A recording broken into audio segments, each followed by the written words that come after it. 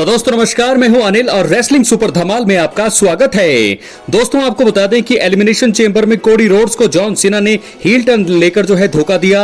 बाद में John Cena, rock और ट्राइवस स्कॉट तक ने मिलकर जो है कोडी रोड्स पर जानलेवा हमला किया। और अब आपको बता दें, एक खबर आ रही है कोडी रोड्स की इंजरी को लेकर के, और ऐसा बताया जा रहा है कि ट्राइबल स्कॉट ने जो है उन पर कोडी रोड्स पर एक तगड़ा थप्पड़ जड़ा था। तो ऐसा लग रहा है कि कोडी का एयर ड्रम फट गया है और उनकी आंखें ब्लैक हो गई है। अब इस पर बड़ा अपडेट सामने आ चुका है। दोस्तों आपको बता दें कि 83 वीक्स पर wrestling content creator conrod Thompson नजर आए और इसी बीच उन्होंने कोडी रोड्स की सिचुएशन पर अपडेट दिया। उन्होंने बताया कि कोडी रोड्स ने उनके चोटिल होने की रिपोर्ट को गलत बताया है। इसी बीच थॉमसन ने बताया कि कोडी रोड्स की आंख जरूर घाव के कारण काली पड़ गई है। लग रहा है कि द रॉक के साथ ट्राइवस स्कॉट ने से एलिमिनेशन चेंबर में बड़ी गलती हो गई और उन्होंने कोडी रोड्स को जोर से हिट कर दिया। उन्होंने कहा, मैंने एक रिपोर्ट कुछ समय पहले देखी थी और फिर मैंने कोडी रोड्स से बात की। मैंने उनसे एयर ड्रम के बारे में पूछा। कोडी रोड्स ने जवाब देकर बताया कि उन्हें टच नहीं किया गया, फिर भी उन्हें कुछ गहरे घाव हैं।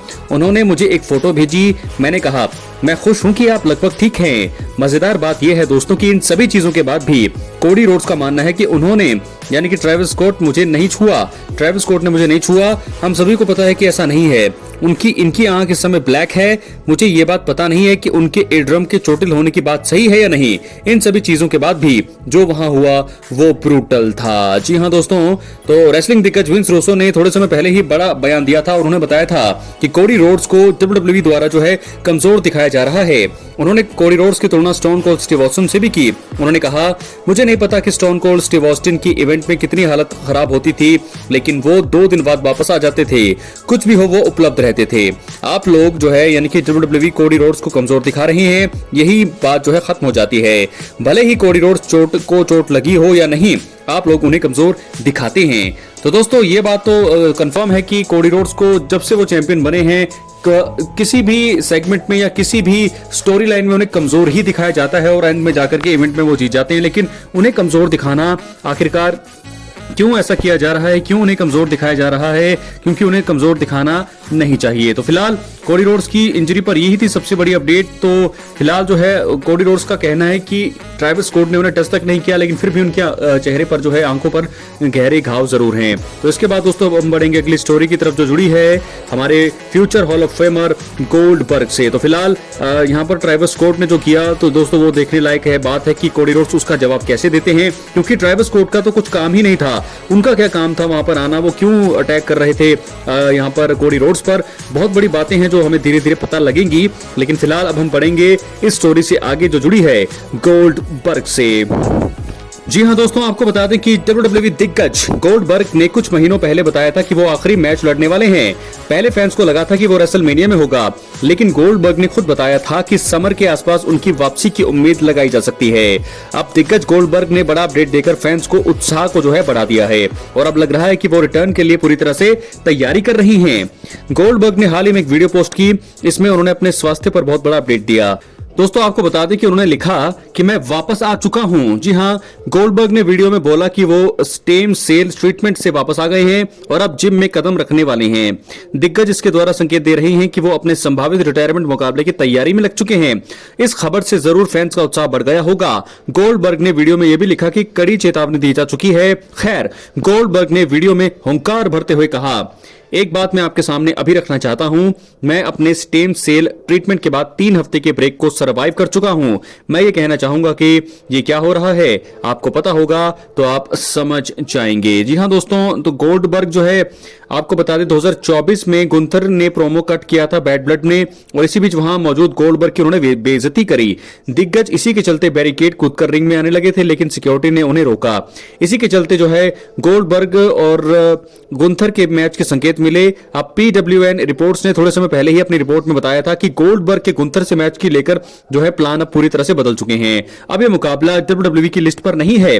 देखना होगा कि गोल्डबर्ग रेसलिंग जगत में अपना आखिरी मुकाबला किस सुपरस्टार के खिलाफ लड़ते हुए नजर आते हैं और ये जल्दी ही हमें होते हुए देख सकता है। तो फिलहाल मुझे लगता है कि गोल्डबर्ग जो है पूरी तरह से तैयारी कर रही हैं अपने रिटायरमेंट मुकाबले की। आखिरी मुकाबला किसके साथ उनका होना चाहिए? मुझे लगता है शायद जॉन सीना वो विकल्प हो सकते हैं, क्योंकि जॉन सीना भी एक दिग्गज है और उनका आखिरी टूर चल रहा है और वो एक हील है। गोल्डबर्ग बेबी फेस है, तो देखना होगा कि वो क्या फैसला करते हैं और आखिरी मुकाबला किसके साथ होता है। फिलहाल हम बढ़ेंगे अगली स्टोरी की तरफ दोस्तों, जो जुड़ी है जेकब फाटू और सोलो सिकोवा से। जनवरी में इस साल रोमन रेंस के खिलाफ ट्राइबल कॉम्बैट मुकाबले में मिली हार के बाद से ही सोलो सिकोवा के दिन अच्छे नहीं चल रहे हैं। अब तो उनकी जेकब फाटू से भी नहीं बन रही है। वो बहुत जल्दी फाटू जो है गुस्से में आकर उन पर हमला कर सकते हैं। शायद स्मैकडाउन के आने वाले एपिसोड में ये चीज हो सकती है। सोलो सिकोवा और जेकब फाटू एक दूसरे पर गलती से मैच के दौरान हमला कर चुके हैं। दोनों के बीच दरार बढ़ गई है और कुछ रिपोर्ट्स में कहा जा रहा है कि WWE रेसलमेनिया 41 में इनके बीच मैच का प्लान बनाया जा रहा है। इस लिहाज से देखा जाए तो सोलो सिकोवा को फाटू द्वारा धोखा स्मैकडाउन में मिल सकता है और मुझे लगता है कि स्मैकडाउन में जो है जेकब फाटू अटैक करेंगे सोलो सिकोवा पर, वहां से मैच की नींव होगी और रेसलमेनिया 41 में कौन जीतेगा देखने वाली बात होगी। लेकिन दोस्तों मुझे ऐसा लगता है कि यहां पर WWE पुश कर रही है जेकब फाटू को, तो जेकब फाटू की यहां पर जीत हो सकती है रेसलमेनिया 41 में। क्या है आपकी राय? अपनी कमेंट बॉक्स में जरूर दें। इसके अलावा अब हम बढ़ेंगे अगली स्टोरी की तरफ, जो जुड़ी है हमारे only tribal chief Roman Reigns से। तो दोस्तों आपको बता दें कि only tribal chief Roman Reigns के बारे में अब तक अपडेट ये आ रही है कि वो बड़ी जल्दी, एक तो रिटर्न के बारे में तो आपको पता है कि वो रिटर्न करने वाले हैं स्मैकडाउन के एपिसोड्स में 21 और 28 मार्च को, लेकिन जो है उससे पहले भी वो वापसी कर सकते हैं। सेथ रॉलिंस और सीएम पंक के बीच एक स्टील केज मुकाबला होगा, वहां पर वो आ सकते हैं और उनके आने का सेंस बनता है। ये मैंने पिछली वीडियो में आपको बता रखी है बातें, अगर आपने नहीं देखी वो वीडियो जाकर के आप देख सकते हैं। लेकिन मैं आपको बता दूं इस वीडियो में कि रोमन रेंस के प्लान बहुत सारे हैं। यहां से मुझे लगता है कि रेसलमेनिया 41 को तो वो मेन इवेंट शायद नहीं कर सकते हैं। करने के सिचुएशन में अगर ऐसा हो सकता है कि ट्रिपल सेट मुकाबला एक ये प्लान हो सकता है WWE का, और वहीं एक और प्लान बन सकता है, एक और नाइट को वो मेन इवेंट कर सकते हैं और वो नाइट हो सकती है एक टैग टीम मुकाबले की। जी हां दोस्तों, आपको पता होगा कि कोडी रोड्स ने एक बार हेल्प की थी यहां पर रोमन रेंस की, जब उनका मुकाबला हुआ था बैड ब्लड में, तो उन्होंने रोमन रेंस का साथ दिया था जेकब फाटू और सोलो सिकोवा के अगेंस्ट। तो ऐसे में अब कोडी रोड्स को साथ की जरूरत है, तो जरूर यहां पर वो रोमन रेंस से मदद के लिए पूछ सकते हैं और रोमन रेंस को उनकी मदद करनी पड़ेगी और सामने होंगे रॉक और जॉन सीना। तो ऐसे में एक टैग टीम मुकाबला मैंने इससे पिछली वीडियो में बताया था और मुझे लगता है कि ये रिपोर्ट सच साबित हो सकती है, क्योंकि सेंस भी बनता है थोड़ा सा कि यहां पर हमें रेसलमेनिया 41 में 2 बार रोमन रेंस का मैच देखने को मिल जाए। एक ट्रिपल थ्रेट मुकाबला हमें देखने को मिल सकता है रोमन रेंस, सेथ रॉलिंस और सीएम पंक के बीच, और वहीं एक मुकाबला हमें देखने को मिल सकता है टैग टीम मुकाबला, जो वो साथ देंगे कोडी रोड्स का।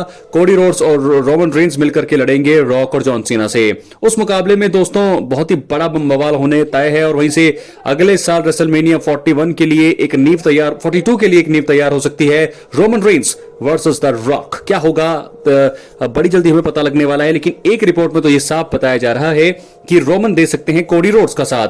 कोडी रोड्स का अगर वो साथ देंगे तो सामने रॉक यानी कि अपने ही ब्लड लाइन के खिलाफ हो जाएंगे, अपने ही भाई के खिलाफ हो जाएंगे।